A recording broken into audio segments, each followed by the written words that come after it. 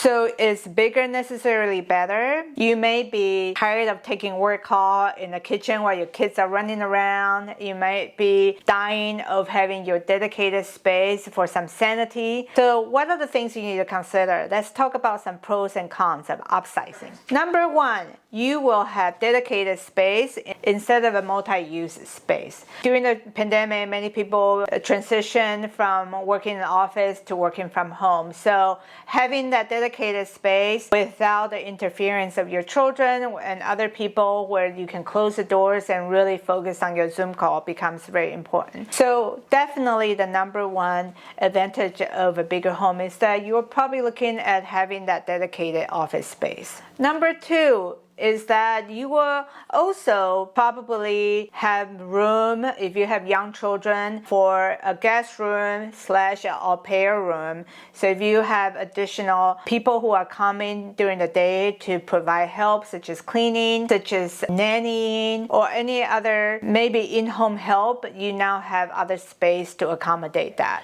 Number three, you will have the room to grow your family. You might have welcome baby number one, number two is on the way. Now you have the ability to grow your family without having to be squeezed on the space. Number four is that you may be looking to have hobby room or extra storage, and having those extra room will allow you to do that. Have dedicated space for hobby room. I've seen people have a game room for their children, a man cave or she shed in the back. So having more square footage and even having more lot size will allow you to have those extra hobby area that you didn't have before. There are many beautiful benefits of having a bigger space as you upsize. Now let's talk about some of the disadvantages, some of the cons. Number one is obviously affordability and upkeep. With a bigger space, oftentimes translates to a bigger mortgage. So definitely think about affordability. Are you wanting to keep the same monthly payment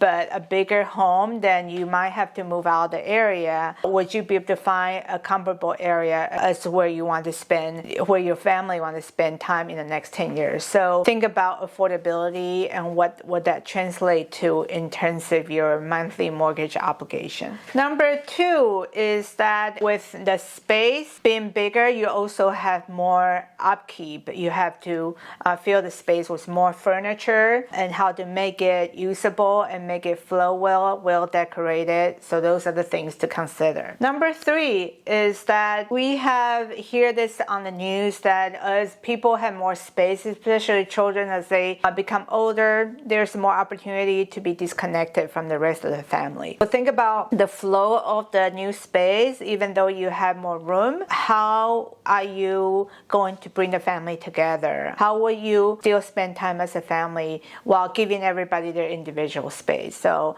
really thinking about the potential concern of becoming more disconnected as having more space. Number four is the location. Oftentimes people have to move to a place that's a little bit more suburb for more space, more lot size. How would that impact your community and how you connect with people who are important to you? How do you stay connected in your relationship? So really think about location as a result of upsizing. Now you know the pros and cons of upsizing your home. You might be curious as to what's going on in our local real estate market. I have done a video kind of giving you some background as to what is causing the shift. Watch this video here for more details.